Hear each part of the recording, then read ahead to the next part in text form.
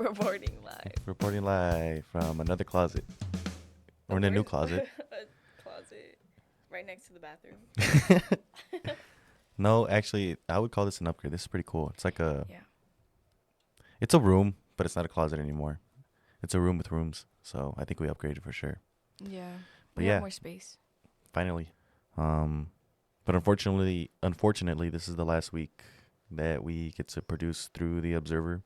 Ooh. Yeah, so and this is like I think this is our last what's it called, content submission for the semester now. Yeah. But yeah, it's been fun. It's been cool to kind of dive into a lot of the stuff that's been going on and sit here and talk to a few people like Dr. Clark and Dr. Yoder and Luisito, and we had Chris on here a couple times, and shout out Chris. But it's been fun. It's been fun figuring this out, and how to properly prepare for interviews and stuff, and relay information so it's not just a bunch of like legal jargon and stuff that people don't understand, and putting it in lay people's terms. It's a term I learned. The lay What person. does it mean? It's like the everyday person. Oh. So like someone with not like a specialty in whatever you're talking about. I learned that from Sharma, Dr. Sharma. Great guy. I haven't seen him. Actually, I haven't either. That's a great point. Wonder where Dr. Sharma's been. Actually, let's talk about where we've been. Last 3 weeks we haven't had an episode since we had Dr. Yoder on. Last week was best of. So the week before was stars. That's why we didn't record, because I was presenting at the stars symposium. Oh yeah. So that's why, because it was Yoder and then stars, and then last week was the best of submissions. Yeah. So last week the Observer did the best of like competition for different things in different categories. So we just had to write about I chose 3 of the winners. I chose the best male athlete, best women's athlete, and then best UAS team. Those should have came out by now, but if they haven't, whoops. The best male athlete is it was Clark Morgan, and then the best women's athlete was Emma Little, and then the best team, UAS team, was women's soccer. So I got to write about those 3 things, or those 2 people and that team. It was pretty fun. All I really had to do was look at their stats online, and I kind of knew Clark a little bit. He's in my same CAP class, graduating class. Mm-hmm. And obviously everyone knows that dude's going to Harvard Dental School, which is nuts. Yeah. It's freaking crazy. And then Emma had a really good season as a defensewoman for the women's soccer team, so that was really easy to write about. I've seen her play the last 3 years. I think she played a few games as a freshman, and she's pretty locked down on defense. And then I just wrote about the women's soccer team too. I saw a lot of their games this past season. Mm-hmm. Definitely a fun team to watch. They got a lot of promising players for the future. And yeah, I like those picks for best athletes. I think although Clark didn't have too much playing time, I think that he really did a lot to embody the student part of student athletes, and he really carries that weight pretty heavily for our school. So good job to all those winners. And then, the week before, I was presenting at the Star Symposium, and you were there too. I was. Taking pictures and stuff and talking to people. Yeah, that was pretty cool, though. That was pretty relaxed in comparison to the first time I did the presentation, because I did my presentation on the same research I did for my CAP Senior Symposium, which is a whole 20-minute presentation, with a PowerPoint and whatnot. Mm-hmm. That was pretty tense, because obviously that was for a grade and whatever. But now I just did this, and this wasn't for a grade, and it was kind of just I signed up to do this, and I made the poster. I didn't have to do any of this. Just encouraged you to sign up. Jess encouraged me to sign up. Yes. Yeah, she encouraged me to sign up after she read my research that I posted to LinkedIn about drawing a link between... I always mess this up. I always take forever to think about how to say it. But it's drawing a link between campaign finance donations made by gambling companies and the development of gambling addictions, and whether politicians are complacent in developing gambling addictions by accepting these campaign finance donations. My research pretty much, it was based on my hometown, Waukegan. Illinois is pretty notorious for having pretty corrupt politicians and politics, and it's pretty gross. And it happens at all levels. It happens in at the state level in Illinois. It happens in the smaller, I would still say about equally as sized city level of Chicago. They are very notorious for having corrupt politicians. It's even getting smaller and smaller down to places like Waukegan, where, dirty money is everywhere and it gets into everybody's pockets. So I think my research is something, not that everyone should read, but I think it should be something that should be talked about a lot more than it actually is or isn't. Because I feel like there isn't a lot of talk about of where the money comes from in politics. That really is an issue with a lot of things. I don't mean to get political about a lot of things, but I think one thing almost everybody universally can agree on is that we need to clean up the money in politics. And I think that's the first step to fixing a lot of things. And that's the end of my political rant, because I really don't want to talk about anything else to do with politics. I'm not a big fan. But okay. So now back to sports stuff. We haven't done what's it called, a Prairie Start update in a while, but I know that the baseball team is doing pretty good. They're like 20 something and 18, I think I last checked. I think they're 500 in the conference, is doing pretty good. Tennis, I don't know that as a team they're doing 100% good. I know Carmen's doing pretty good. She's ranked, I think, upper 50s now in the nation. Great for her. I know Ivan and his doubles partner, I forget his name. They were doing pretty good in doubles, and they pretty sure they beat a ranked team not too long ago. I know Noah, who's also on the tennis team, on the men's tennis team. He recently faced the number one in the country. Took him 3 sets though. He was pretty proud of that. He said, playing the number one D2 player in the country, taking him to 3 sets is all I can really ask for. And he whooped me a little bit, but it was fun. And I said, hey man, give what you can take. What else? Oh, women's golf. They're actually playing right now. Their weekend, or they're spending the weekend away in Coal Valley, Illinois, at Oakwood Country Club, playing in the Women's GLVC Championship. I actually was watching it not so long ago. They're on a weather delay. I think it's raining or something. It's raining pretty bad over here right now. It's like storming and it's scary. But looking at the women's golf team on Golf Stat, we see Lillian's having a pretty good day. She's only 3 over, tied for second. I saw that she was number one recently, but Madeline, I'm not gonna try to pronounce that last name, out of William Jewell. Right now she's 1 over through 8. Lillian's 3 over through 7, and like I said, they have a weather delay going on. And Elaine's actually doing pretty good too. Elaine Grant, she's tied for 5th. She's only 4 over. She's 4 over through 6, so they got some time to keep climbing. Not get rid of some of those bogeys. Yeah, Lillian's got 3 bogeys through 7, and Elaine's shooting pretty good. She's got 3 bogeys, 1 double bogey, but she got a birdie, so offset that. So not too bad.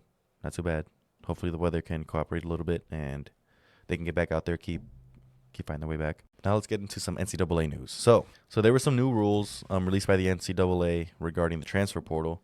And this is in regards to the case going on in Ohio where I think it's Ohio State or some Ohio school is suing the NCAA for their transfer eligibility rule. So originally the NCAA said you can't transfer and then expect to play. You have to fill out these waivers, and then you might have to sit out a year and lose a year of eligibility, and then you can play after this 1 year, yada, yada, yada.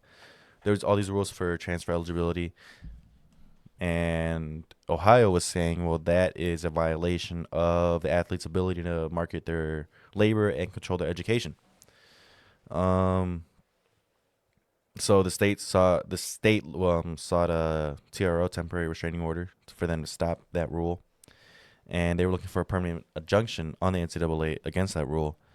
But while this case is going on, the court released a temporary injunction on the rule. So in order to comply with that injunction, the NCAA released this rule, which is essentially that players are eligible to play so long as they meet like educational, the academic baseline, which is pretty much like, from what I understood, is just like don't get kicked out of school. Yeah, it's just like, and have like a halfway decent GPA, which is I think it's 2 point something. So in good academic standing in accordance with their previous institutional standards and meet the applicable progress towards degree requirements at the. Yeah, so basically don't get kicked out of school. And if you were eligible to play at your school with the grades that you have, then you should be eligible to play at the school that you're transferring to. That's what it says here. In accordance with their previous institution standards and meet applicable progress towards degree requirements, which is basically like you gained enough credits to continue progressing towards your degree. It is a 2.3 GPA. Yeah, see? Which is like what is C average? Less than? Yeah.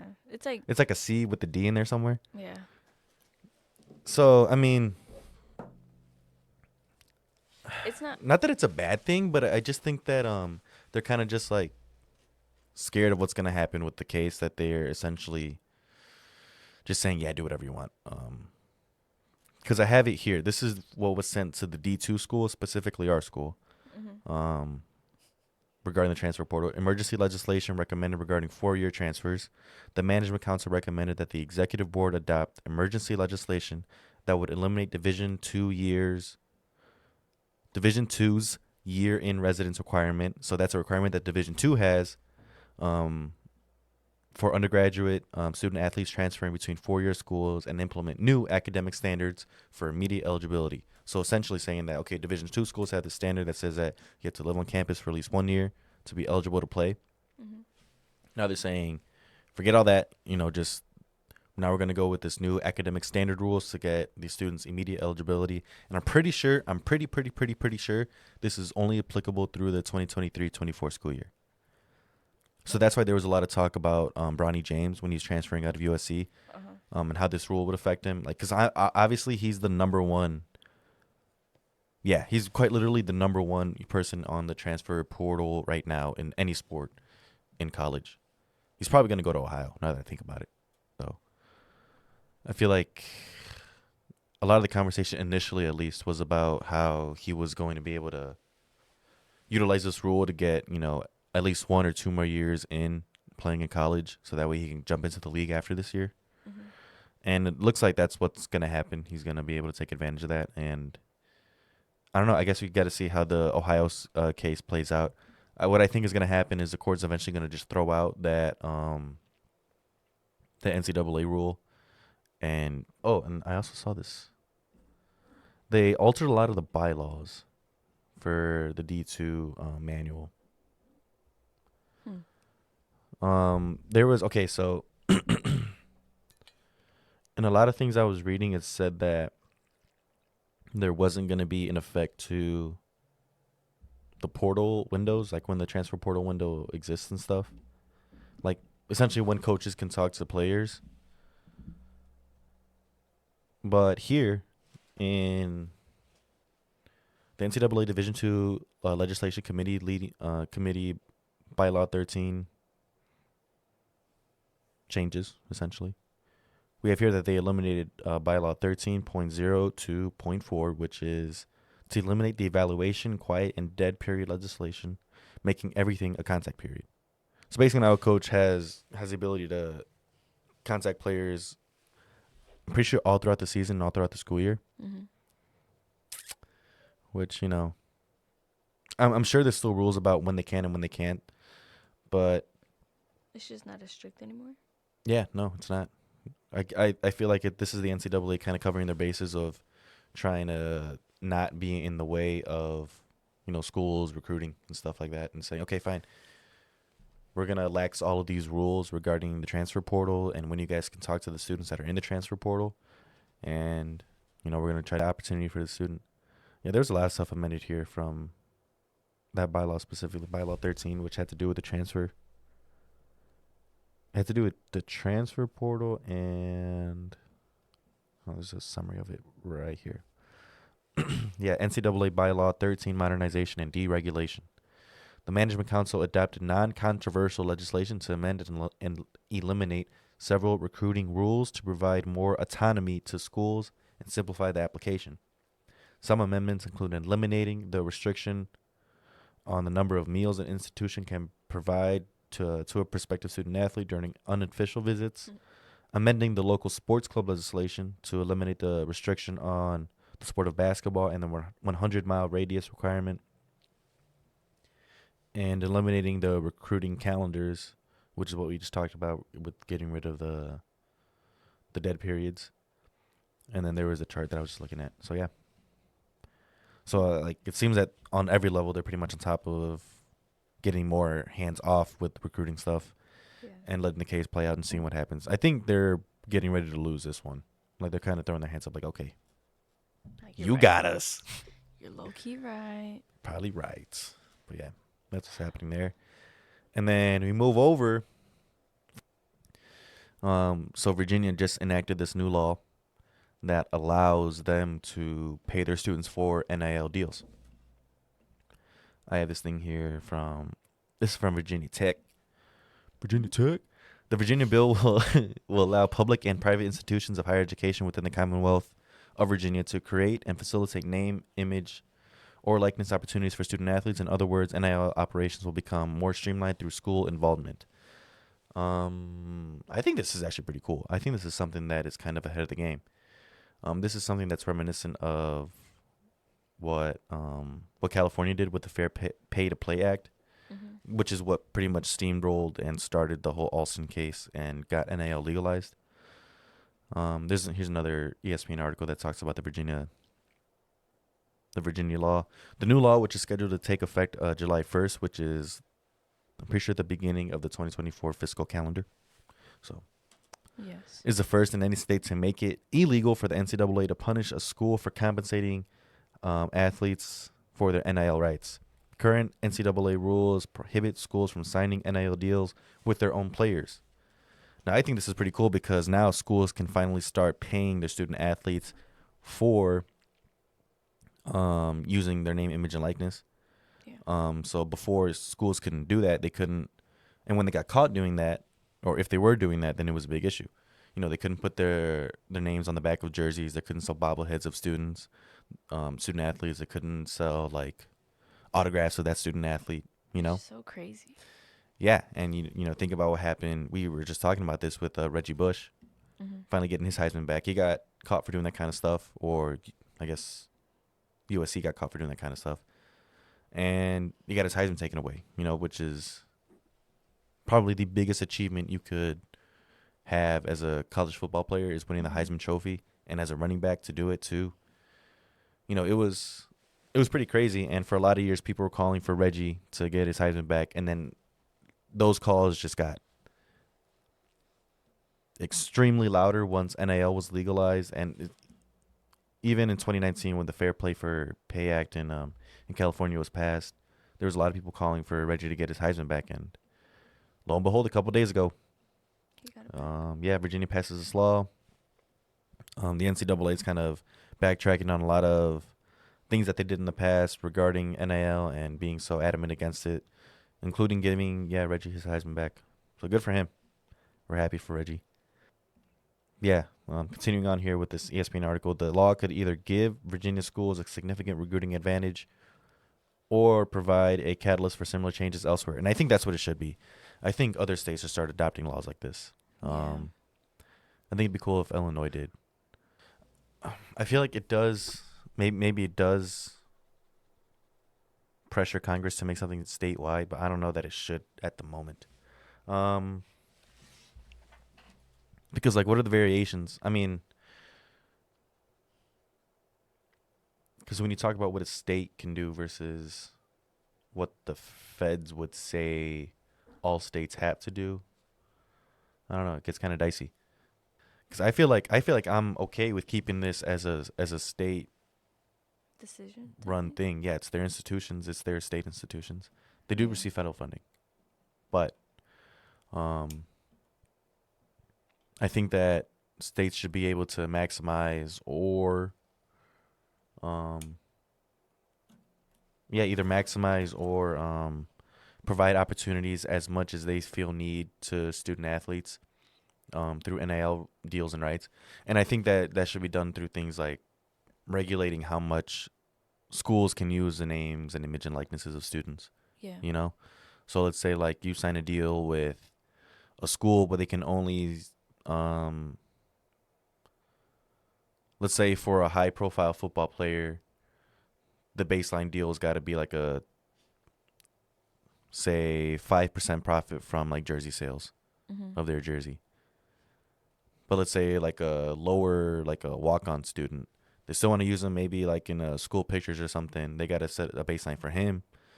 So, they say it's, $1,000 a month for the use of your name, image, and likeness, and, just general school media or something like that.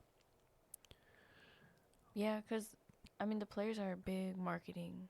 Well, in that case, I think that's when you have a good case for developing a student athlete union to Mm-hmm. negotiate a CBA for something like that, just for like baseline salaries. I don't know about.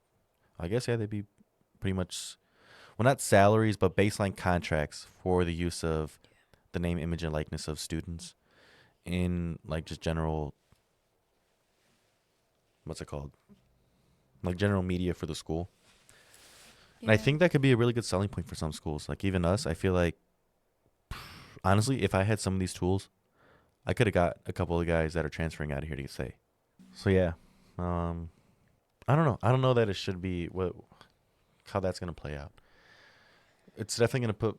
I feel like it's gonna put unnecessary pressure on Congress to try and come up with something that's, overreaching. Mm-hmm. I think if they do come up with something, it has to be very, not very, but I would be happier if it leaned towards allowing states to have more say in the way that they structure those deals, or things like that. It's because it's like a very school specific Yeah, like thing issue contract. because like in Wyoming, they're not going to be able to. The state of Wyoming is not going to be able to, pay a football athlete, a Division I football athlete at the University of Wyoming. I don't even know if that's a D1 school, but if they're playing there, but they got this mandatory, 5%. You got to get this 5% cut to this star football athlete that they somehow recruited. I don't know if they're going to be able to pay it off. You know.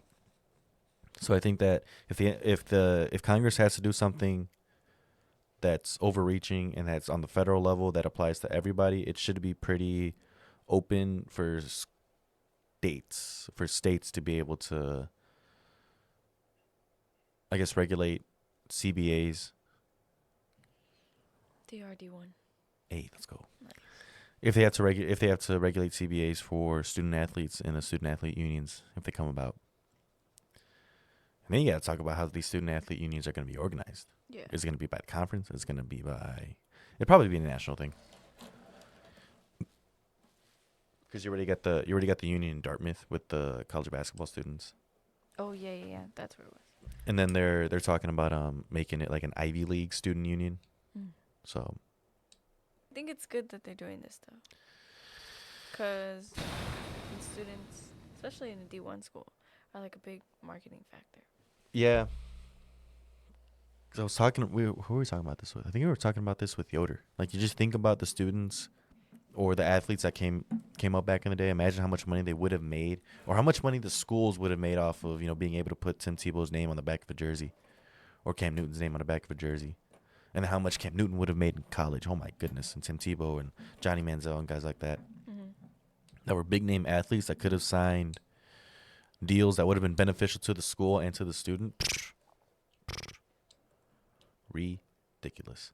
And I do think that this is Virginia trying to get an edge on the NCAA and kind of, I don't know about jump the gun, but get ahead of the game and be prepared for a future where it looks like schools are probably going to have to pay students in some kind of way. And I think this is the way that they do it. I think it's through NIL. I don't think it's through employment. I think it's through signing a usage deal of their name, image, and likeness. And probably, maybe, I don't know that they 100% do. Nah.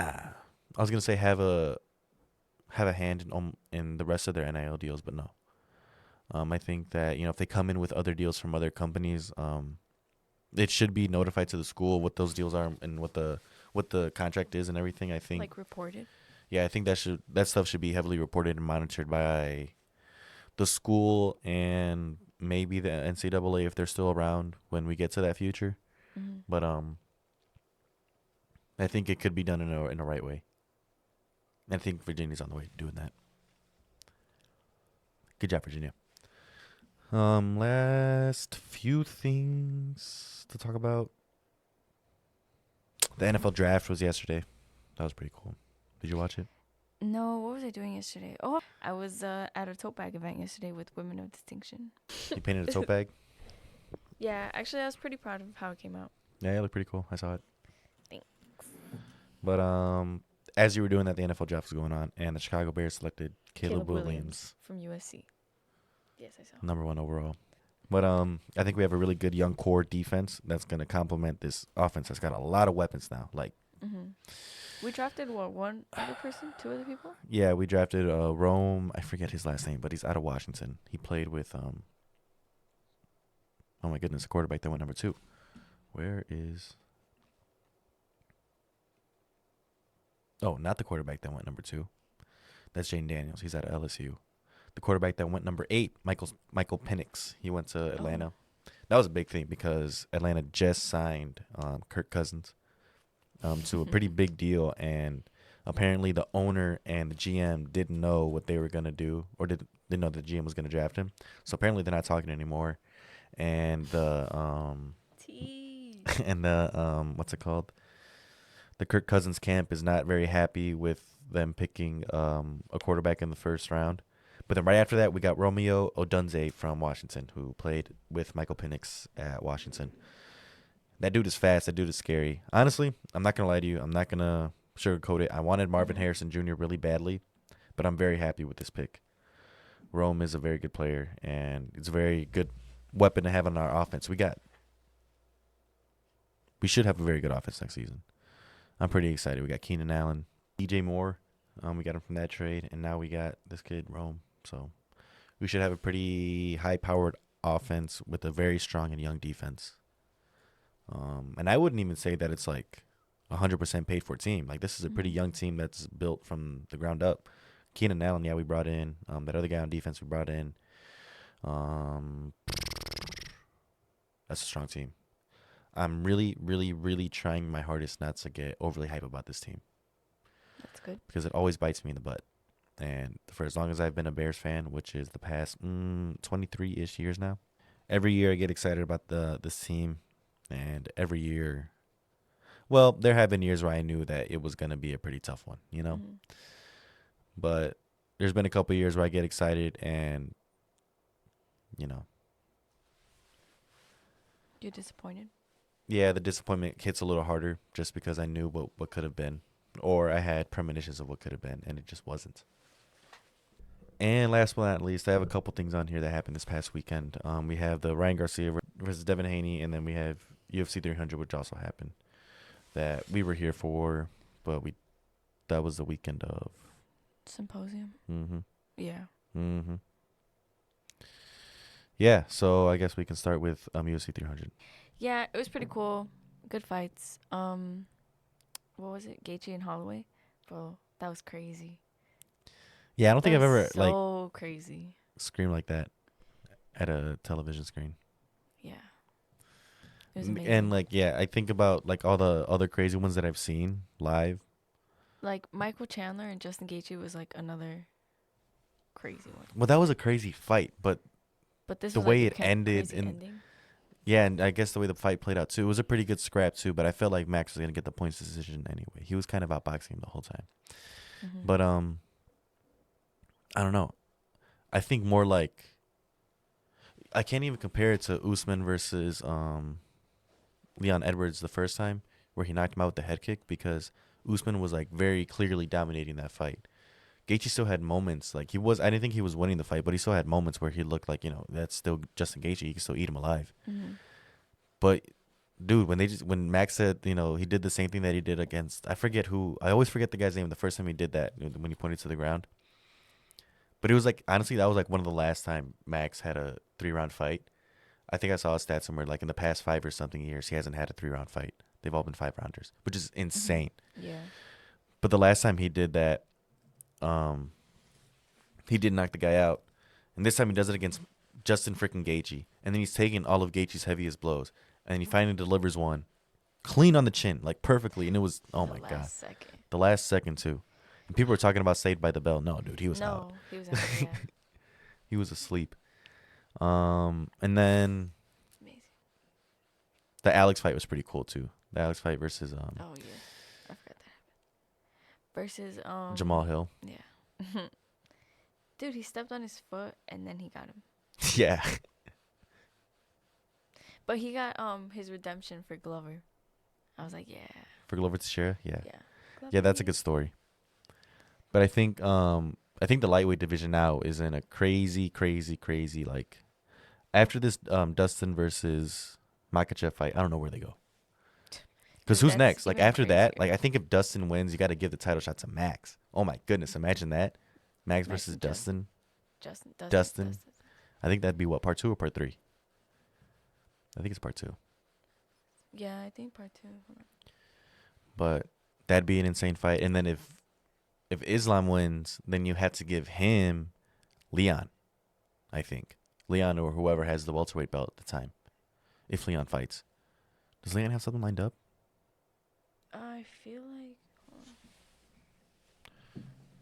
Come on, Larry. Gotta pull this stuff up faster. Dude. Chill. Because I was looking at Holloway and Dustin.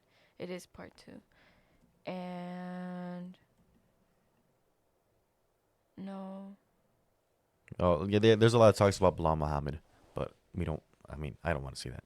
I'm not a big fan of Bilal Muhammad's fight style. Leon It's kind of boring. Oh, yeah, they did fight. And Colby Covington. Yeah, remember that was a very boring fight? Yeah, that's why I forgot about it. True. But he doesn't have anything coming up. Well, I think if he keeps waiting too long, then he's going to wait for an Islam win, and then he's got to fight Islam. Or, I don't know what he does in that division. I don't know. Because he's got Kamaru Usman in that division. Bilal Muhammad. Ooh, he's got Shavkat Rahman. Oh, he's good. Rachmanov. Rachmanov. Yeah, he's disgusting. I'd want to see Leon Edwards get dominated by that guy. But then you got, after like 5, it's like what? You got Jack Della Maddalena. That's my new favorite. Della Maddalena. That's my new favorite name to say. Jack Della Maddalena.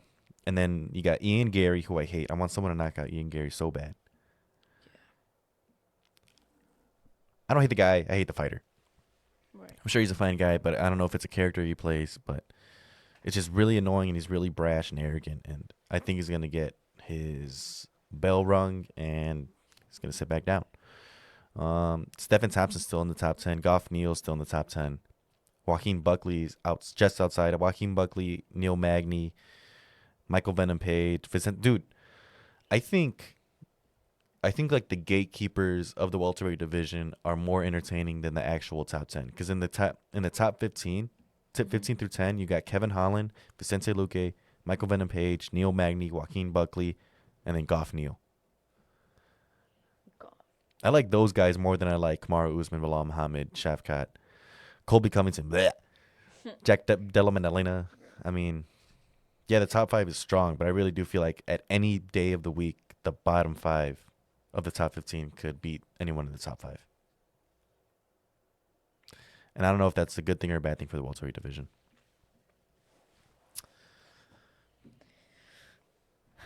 Crazy. But yeah. And then last week, Ryan versus Devin Haney. No. You know, people try to convince me that they thought Devin Haney had a chance. And unless you watch Zero Boxing, unless you are only on Instagram and you're only the only information you get about boxing is from TikTok and Ryan Garcia's Instagram, then you did not think Ryan had a chance. Don't try to tell me otherwise. Because I had a guy in class, and I was in class 2 nights ago, my Wednesday night class, and a guy tells me, "Oh, I know you watch Ryan versus Devin. I won a lot of money off of that." And I was like, "Oh, good for you, but there's no way in hell you thought that Ryan was actually gonna win that fight." And he was like, "Yeah, I did. I had a hunch. I knew Ryan was gonna." I was like, "Dude, show me your other ticket that had a Devin Haney knockout." Yeah. And then I'll be proven wrong. He's like, "No, dude, I won like $1,000 or whatever." I don't think he actually thought he won or he was gonna win. And I didn't think he was gonna win either. I thought it was gonna be a points decision for Devin Haney. I thought it was gonna be another boring fight. And Ryan made it not boring. I'll give him that. Okay, here's the thing. Here's the thing about this fight for me. Yes. I've watched boxing my entire life, pretty much since I was born. And I don't know that I can say that I've seen a bigger upset. I don't know that Ryan was a huge upset. My issue with the fight for me is the way it was built and like this idea that Ryan was like playing crazy or something like that. I think first of all, that's kind of messed up to be That playing was. around with to be playing around with mental health and things like that. Now you're the boy who cried wolf Yeah. and who complains about having mental health issues and people putting that on him. And now you're gonna pretend to have issues like that and then be like, oh ha ha ha, you guys thought I was crazy. I'm not actually crazy. Well, now when you actually do have issues, who's gonna believe you? He also stepped away for a little because of his mental health. Exactly. Yeah. Right after, I think it was after the Luke Campbell win, where he Yeah. got knocked down. Yeah. He got knocked down the first time in his career, and he had to take time away. Yeah. If I he had mean- gotten knocked out like Devin Haney by Mr. Pillow Hands himself, imagine, dude, he would have quit boxing. Yeah. That would have been over for him. He would have actually probably let that character or whatever that helped sell the fight, because I heard the fight was selling terribly. Yeah. I heard the Barclays Center was gonna be like half empty when they were promoting the fight, and it took Ryan to put on this character to actually sell it out a little bit and sell the fight decently well. And I think the big thing that had to do with that was a lot of people didn't have faith in Ryan being able to get the win out. And Which, like, okay, so like that was my issue with the fight itself. But now, well, not the fight itself, the build up to the fight and like I guess the narrative around it. The fight itself, I think, like in the moment, I think I was just mad at the fact that Ryan won in the circumstances that he did, because it's not like he won with anything new or he won by being a better boxer. Ryan won with the one thing that he has, and that's his left hook. and the one His thing- defense was not there. He kept trying to pull off this Philly shell defense. He thinks he's Floyd Mayweather. Devin didn't know or didn't refuse to attack the body. He could have. He did a few times here and there when Ryan was giving him his side, but I don't know. Just Devin was out of it or something. And then I've known this for a very long time. Devin does not have a chin. Mhm. I've known this since before the Loma fight. I've known this since before the Rigas Progress fight. I just knew that, okay, I knew that Loma wasn't going to knock out. I knew that Lomachenko had pretty pillow hands too. But I think the ultimate pillow hands in all of boxing, the weakest hands of boxing, are without a doubt Devin Haney's. One, okay, so that's like a double-edged sword. One, you don't have a chin. And then two, you don't have the knockout power to knock people out. You can box people's shoes off. And we saw that against Lomachenko, probably one of the best technical boxers in the past 15, 20 years. And he outboxed him and got him in a points victory. Lomachenko didn't have the power to knock him out, though. Now you have a refreshed, rehydrated Ryan Garcia that isn't fighting at 135 or 130 or whatever. And there isn't a rehydration clause, so he can rehydrate to like 160 or whatever he was sitting at in fight night. And yeah, dude, you're gonna get knocked out by a bigger guy. You're gonna get knocked out by a bigger, faster guy. But again, going back to harping on Ryan's case, he only has a left hook. That's all he showed. He got crazy. He got pushed around the entire ring the entire time. His footwork wasn't there. He wasn't able to escape Devin unless he punched his way out. And even then, he would punch his way out, and then Devin would get stuck by something, and he'd get stung, and he's like, "Oh my goodness!"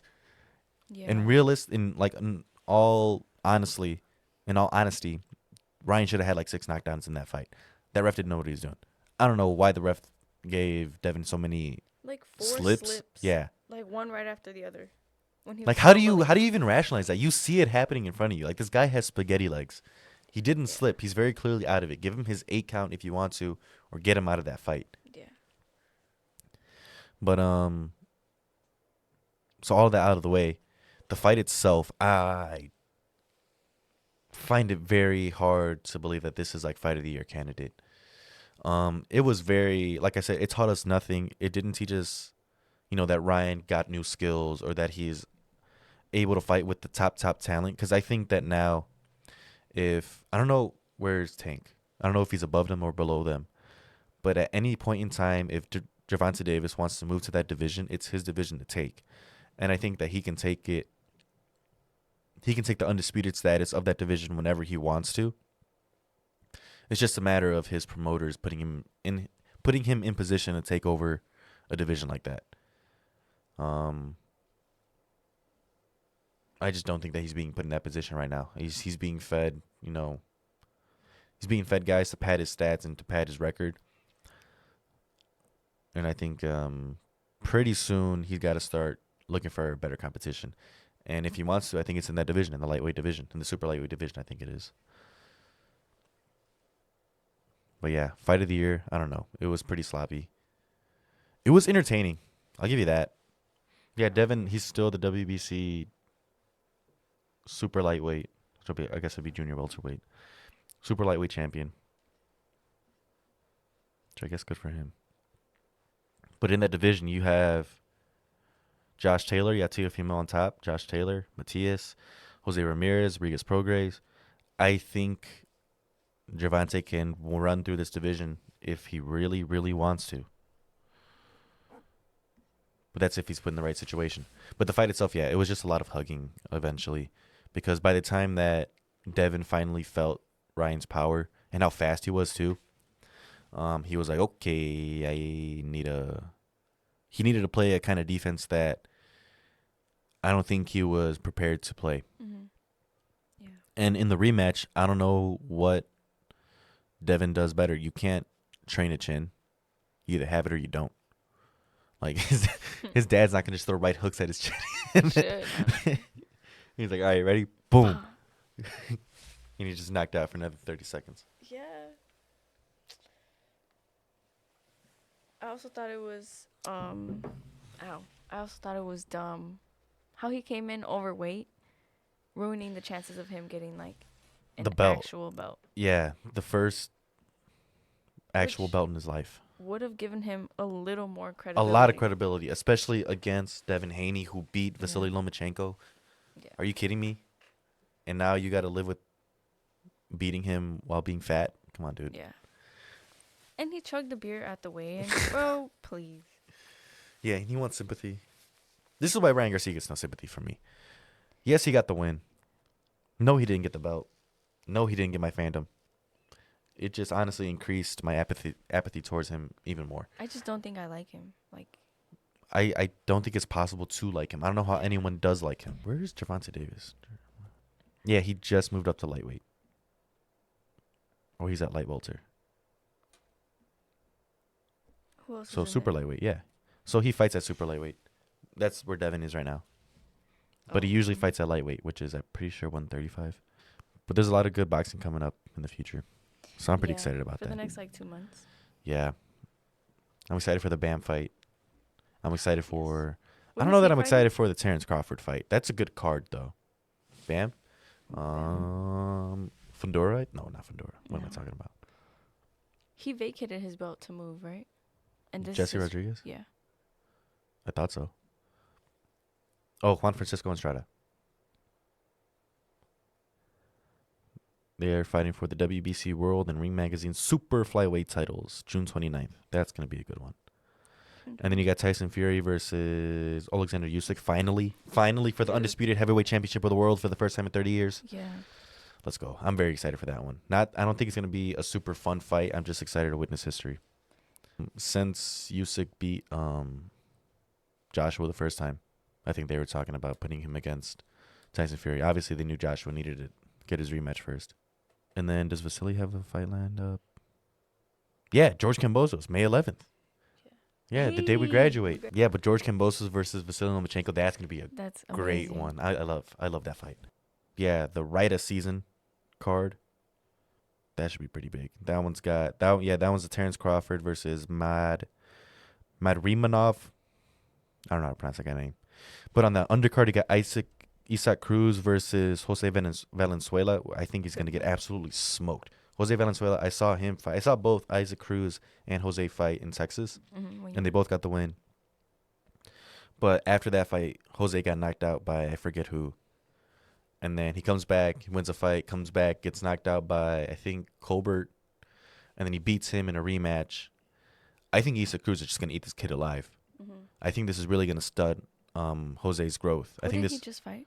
Jose Valenzuela, No, Isak. Isak Cruz. He just fought Romero, Raleigh Romero. Yeah. Oh my god. But I think this is a very, very, very bad fight for Jose Valenzuela if you're trying to develop him, because now he's going to get absolutely demolished by Isak Cruz. Isak is on his way to whatever title he wants right now, and whoever's in his way is going to get ran through and decapitated. He's on a mission. Yeah. And then Tim Tszyu versus Virgil Ortiz. Oh, my goodness. This is the same card. That is a disgusting fight. Being on the same card? Yeah, this Isak Cruz, Jose Valenzuela, Crawford, Mad, Rimanov, Tim Tszyu versus Virgil Ortiz. And then on that same card, Andy Ruiz versus Jarrell Miller. On that same card, David Morrell versus, I can't say that guy's name. And then on that same card, we got Andy Cruz, the Olympic gold medalist from Cuba, versus Antonio Moran. Dude, this is like the UFC 300 of boxing cards. It sounds like it. How haven't I reposted this yet? Yeah, honestly, I don't know. But this is an absolutely stacked card. This is the 8th, I think. This is next week. Canelo fights next week. For real? Bivol is also fighting. This is August 3rd. Oh, I'm way off. Whoops. Bivol, is that? Yeah, dude. Bivol versus Beterbiev. Oh, my goodness, dude. It's fight season. It is fight season. This is prime fight season. I mean, if you look at it, prime fight season is always May through, I'd say, November-ish. And then UFC usually does something big in December. There's not really usually something big in boxing in December. And then it cools off until about UFC usually starts heating up again around the springtime. So, but for boxing, prime boxing season starts May, runs through about, I'd say through about October. November, you get fights here and there, but usually through about October is when you get the prime good stuff. The very good stuff, which is happening right now. So it's going to be very fun to see, very fun to watch. I'm very excited. Hopefully the sport of boxing represents itself well. I think this is a very good time to get into the sport if you're not a fan already. There's a lot of good variety of different things to watch. There's going to be some scraps. There's going to be some technical masterpieces, and there's going to be some history made. So, like I said, if you're not a fan of boxing, become a fan. Jump on that bandwagon before the bandwagon leaves you. Yes. Yeah, but other than that, you got anything else, Larry? No. We've been here for a while in our new space. It's not even a closet anymore. We have a section of a room. Our new section of our room. Yes. For the first time, and probably, hopefully not, but maybe for the last time. Yeah. Yeah. Thank you for joining us on Rules of the Court. I hope you guys learned something new throughout this semester. And I hope